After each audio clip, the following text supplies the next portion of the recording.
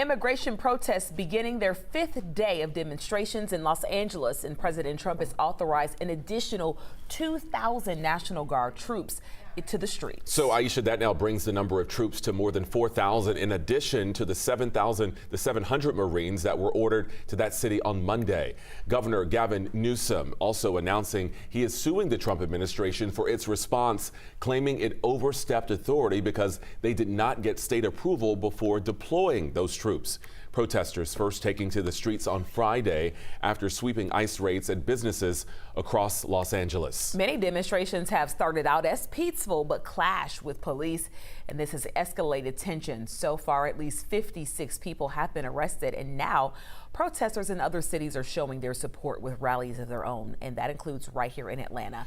11 Alive's Ariana Maniz covering the local protests for us this morning. That's right, Ariana. Atlanta protesters we know took to the streets first yesterday. Another rally is planned for today. So what exactly is driving these demonstrations?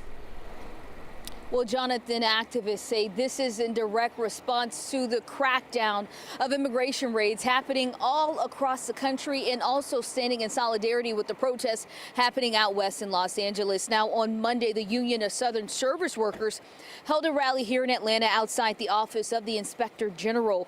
Protesters say they're rallying for the rights of all workers, including immigrants who they say are being unfairly targeted by federal agencies. They're also standing in solidarity with a California union president who was injured and arrested while observing an ICE raid. Activists here are condemning recent ICE operations and also calling for an end to what they say and describing as escalating attacks on immigrant communities. There's only one working class.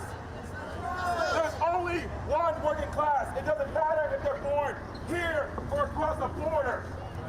We need to remember that. We need to remind people of that. We need to constantly say that if a worker is attacked here or in Mexico or anywhere across borders, that we stand in solidarity with them.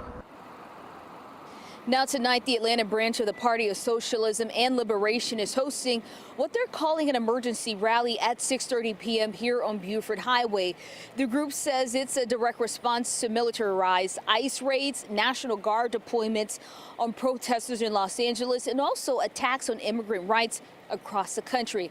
Once again, tonight's rally is happening here along Buford Highway at 6:30 p.m. The group organizing tonight's rally says now is a time to stand up and protest before our right to protest is put in jeopardy.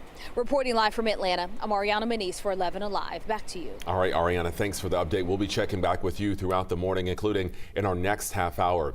Also, you can join Chesley McNeil on The Take this morning at 9 for his conversation with the president of Georgia's NAACP. They're diving into details behind the raids and the protests, and also how the movement is expanding nationally.